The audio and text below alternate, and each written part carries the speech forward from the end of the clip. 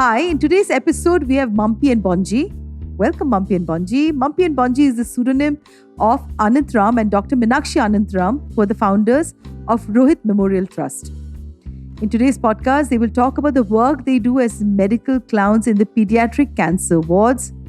So, quite a few of my listeners, I don't think we know about the use of clowns as a service in hospitals. And of course, this has been taken from the circus world to improve people's mood and state of mind. You'll be very surprised to know that evidence for the existence of clowns in hospitals go back to Hippocrates or even prehistoric times. Yet, it seems that only after the premiere of the movie Patch Adams in 1998 did people become more aware of the potential benefits of medical clowns. So this is where clowning is serious business, is a great palliative care that is new to India. So welcome Dr. Meenakshi and Anantram. Let's talk of the start of your work. So let's begin with Meenakshi. And then we're going to move on to Ananth and hear about Meenakshi, your work, and where did this whole clowning business begin? Hi, Mohua. This is Bonji the clown. And I'm really proud to be a medical clown because what we do is something so fantastic. We actually disrobe our ego, get out of being normal human beings like most of our listeners are, and we become Superman and Superwoman by donning the costume of a clown.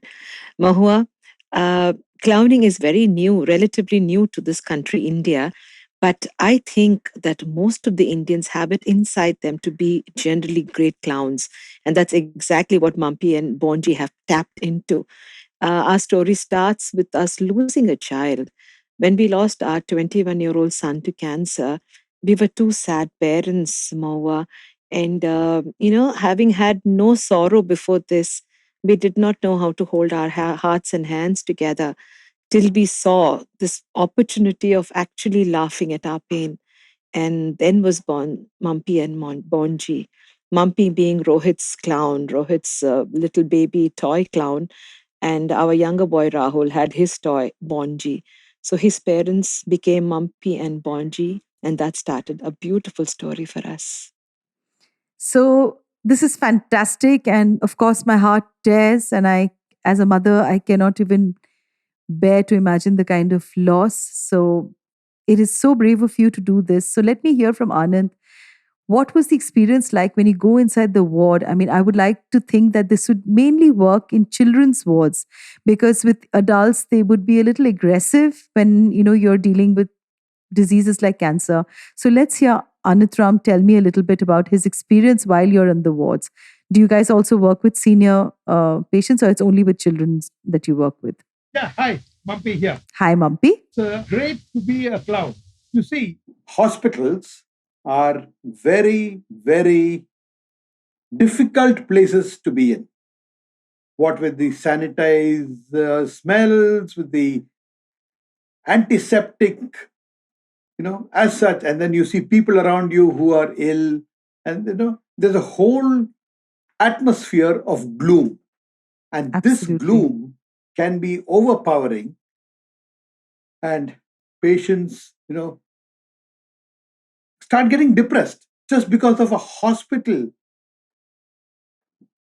atmosphere. I mean, it's so depressing. But when we actually go, what we are able to do is to enliven the atmosphere that these patients are in.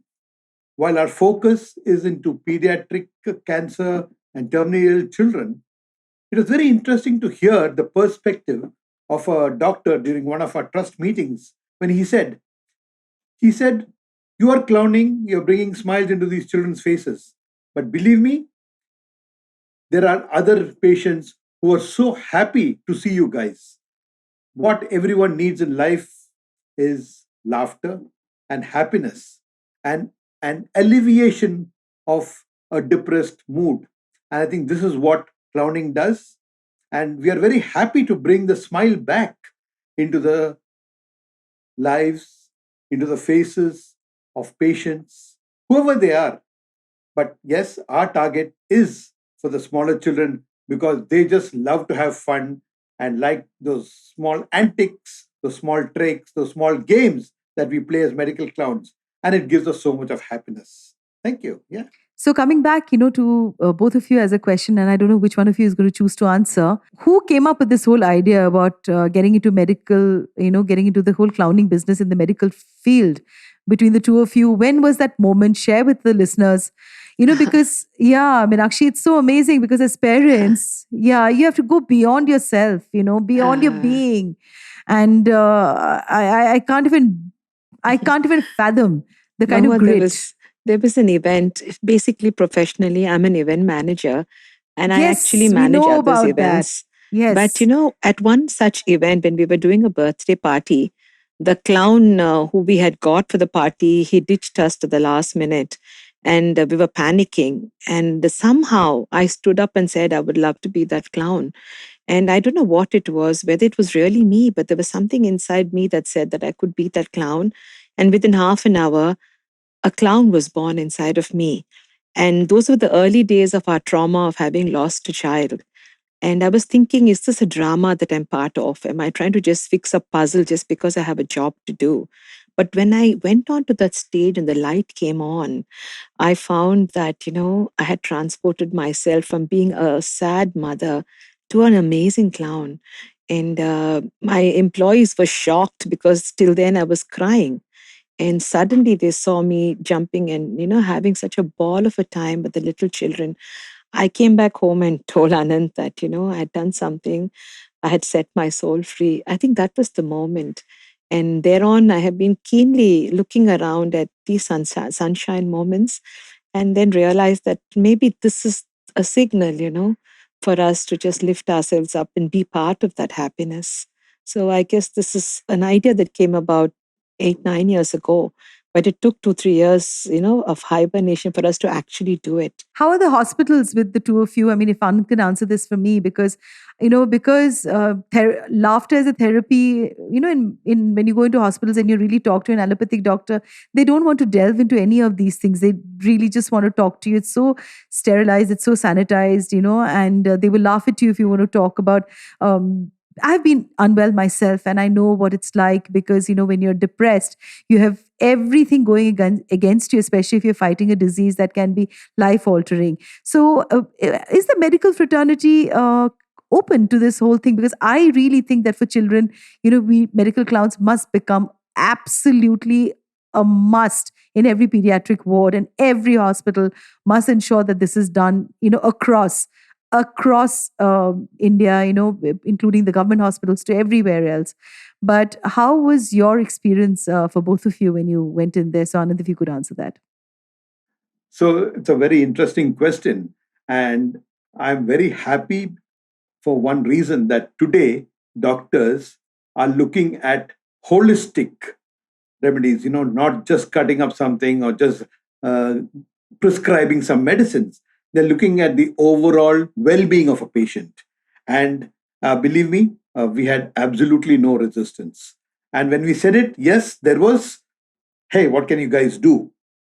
You know, and I guess it was like a thing, okay, maybe let's try it out.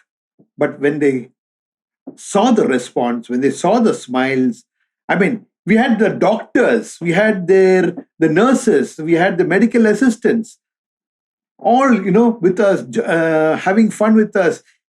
Even for them, even for the doctors, even for the nurses, it's a moment of joy. And they said, "Sir, this is so wonderful. We never even thought that we'll have so much of fun. It is such a welcome break in our day-to-day routine." And I think that's where it is a holistic impact. It is not only for the patient, it's also for the doctors and nurses. And I think when we do this, we are going to bring smiles all around.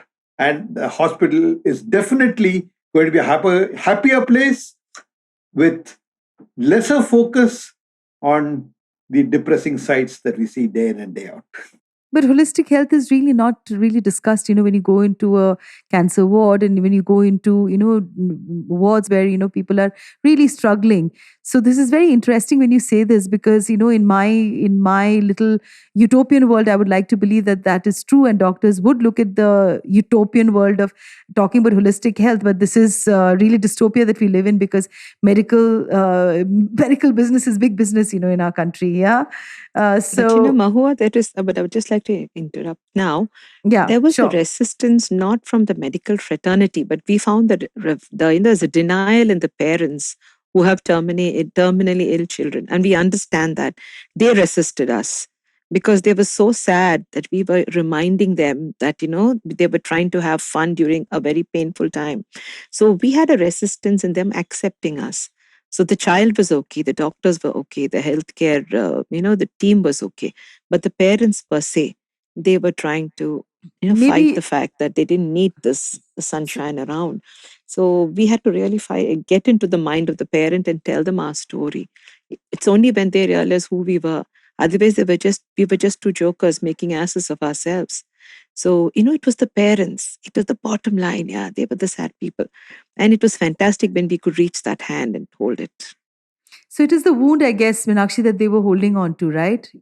That was extremely difficult for them to overcome, that whole grief. So maybe you could tell us one incident or two incidents that you think has really become between both of you. I would really like to hear your separate incidents. Maybe, Meenakshi, we could start with you as to which was that one, absolutely that moment of, that moment when you feel one with yourself, that you're doing something as noble as what you are doing, and when a parent reached out to you or a child reached out to you, some experience that has left an indelible mark in your heart. If you could share that with our listeners. I would like to speak about a very, very special case, very close to my heart. A dear friend of mine, her name is Beena. Her daughter, very, very enterprising, outspoken, very smart girl, 24, 25-year-old, smart, beautiful girl, was diagnosed with cancer, and they were fighting tooth and nail for the, child. And when I went and asked the mother that we were starting a clowning thing, would Tamanna like to join us on this? She said, no, no, don't do this, Didi, because, it's painful for her. But Tammy Clown was so insistent, and Tammy Clown joined us just after her chemo. I still remember she just finished her chemo, and the next day she was with us in a hospital, jumping and dancing. And it was a moment when everything broke in my heart, every boundary. I was so proud. There was a kid with cancer whose mother said that she would never be able to do this. She actually joined us. And Tammy Clown today is cured. She's now with the ISB, and she takes the story of medical clowning ahead. Here is a patient who has taught us, that what we have done is absolutely right. She's been with us. And I think this is the most beautiful clown I ever know. She is a survivor. We also have many survivors who've come and joined us as clowns, and they forget their cancer story. All they know is that they have to help somebody. That is the When we gratitude. actually are on that road, it's amazing. That is the gratitude, I guess, that you have. So yeah, Anant, maybe you could also share something that, stays back with you. That would be wonderful to know. Yeah, so Meenakshi was talking about the resistance of parents. And I remember this one parent who had this child, and the child wanted to come and, have fun with us on the stage. But the parents said, no, no, no, this, was adjusting and cuddling him. But when that parent saw some other children who just, they just said, to hell with you, they told their parents and they jumped on the stage with us and started having fun. This parent was looking and he says, hey, maybe my daughter would be happy with this. And, the parent came voluntarily forward and just put his little daughter, must have been 2, 3 year old. I don't recollect how old the child was. And then the child was so happy and, he kept dancing even after the music got over.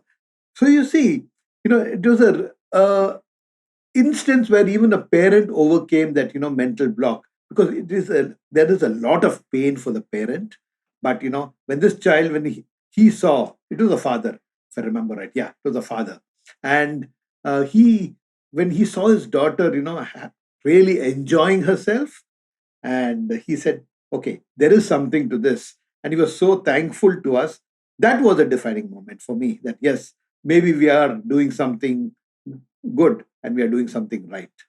What about the aggression? I mean, do you meet parents who are aggressive and how do you deal with that? Because I would like to believe that, the minute there is a huge wound, which is a huge deep hurt, sometimes people do process that with anger, with a lot of resentment, anger, and that does come out in aggression. So, and clowning, like I said, is a very, very holistic part of healing, which a lot of people during that absolute state of crisis may not be able to really comprehend the benefits of laughter. So, how do you, deal with this whole aggression?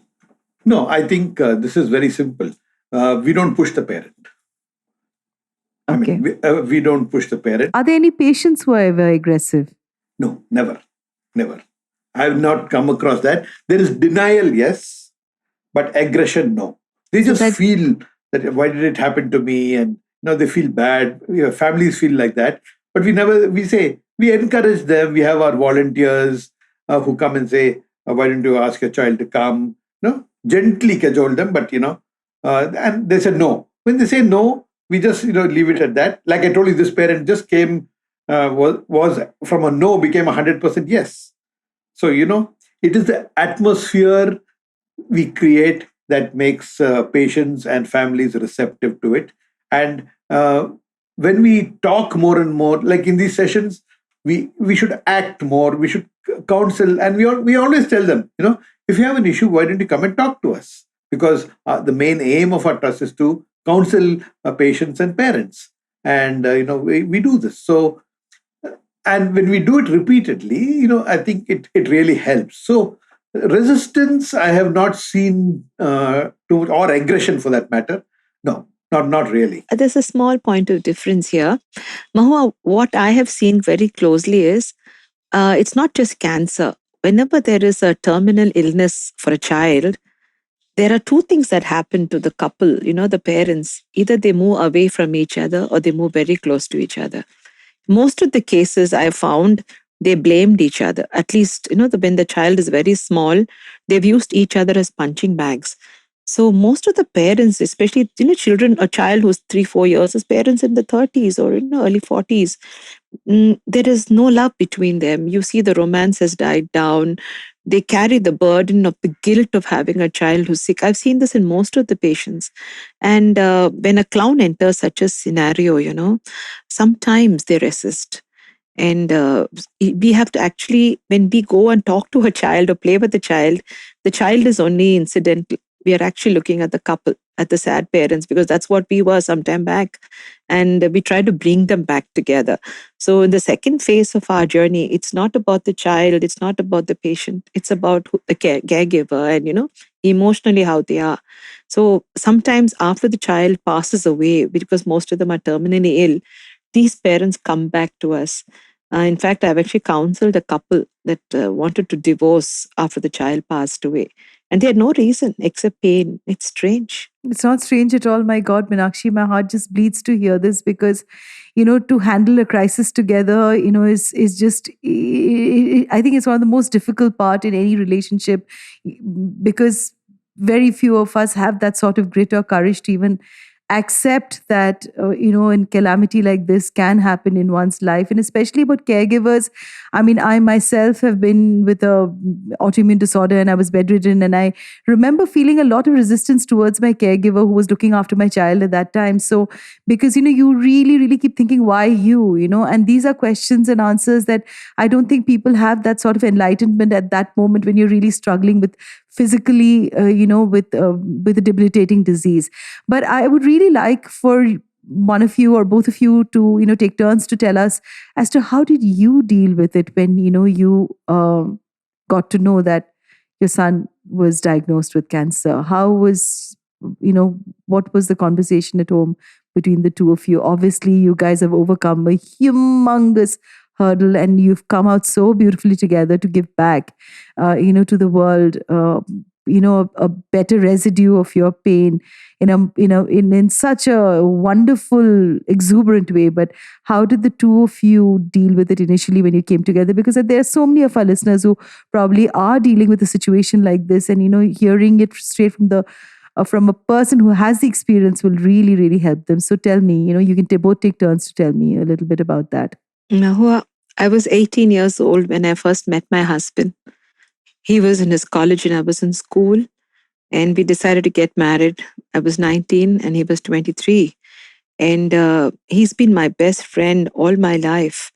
And we've laughed, we've cried together. And, very so often we've told each other that we have to be attached but detached. And it sounded like something fantastic, something you like bourgeois words when you're growing up. The day Rohit was diagnosed with cancer, it hit me why we were saying this time and again to each other, because we had to be attached and detached at the same time. I will never forget that day because I was in total denial. And Anantram is very balanced. But for me, my firstborn was everything. He meant everything to me. And he was not just a baby, he was my best friend. And we have two sons, and it would always be that the older one would come to me and the younger one would go to the father. And when we had team games, it would always be Appa and Rahul, Ammi and Rohit. So it was my partner. It was a personal loss for me. And for the father, I mean, I think he just became father for me too. And somewhere this distancing has helped us because we've learned to be strong. We never knew pain, man. We just didn't know pain. At least we had only happy times till then. And suddenly we had this damn big word called rhabdomyosarcoma. It sounded so fantastic, but it was such a villain in our life. And every moment, 5 months, Rohit went through it. Luckily, he went away in 5 months. Every day was a blessing. Every day he taught us, both of us, that the child is the father of the man. Our child taught us. He had outer body experiences. He became spiritual. He was such a normal child, but the things he said to us, the message he left for us, what we're doing today is something that he told us to do in a very discreet manner. I think, that pain makes you numb initially, and in the numbness, you tend to flow. But for all those parents out there who have little children or old parents who are ill, hug your child every day, kiss your child every day. You never know. You never know. All of us come with an expiry date. We'd forgotten to do that. And I feel, to looking back today, that those 5 months, I don't know how we dealt with it. I can't even imagine how we did it. Anand, I'm sure you would have much more to say because you're the practical one. I used to cry every day. Yes, it was like a huge boulder that fell on the family, and it really shocked us. We were not prepared for it, frankly. And once he went away, there was a lot of agony, a lot of pain, a lot of issues to deal with. But after several months, maybe close to a year, in 2008, sometime, he said, "How long are we going to cry? We could, I mean, we could always grieve, we could always do this. But Rohit was a spark. He always loved life and lived life to its fullest. And then I think we both, felt that grieving is really not going to help. Because at the end of the day, what are we doing? We are just creating gloom and spreading gloom in our environment, with right from starting from the family to society. Why not celebrate his life? And let's celebrate Rohit's life. Every part that he loved, the 21 years that he was on planet Earth, let's celebrate it. He loved music. He loved. Uh, he was a very intelligent kid. He loved students. He loved teaching. He loved animals. And we said, okay, I mean, let's celebrate his life. And so an interesting thing is, when we started doing this, we found that we got a lot of satisfaction. We could see Rohit in every child. We could see Rohit in every stray dog that we accosted, or that accosted us. I mean, dogs accost us. We don't accost the dogs. The dogs accost us.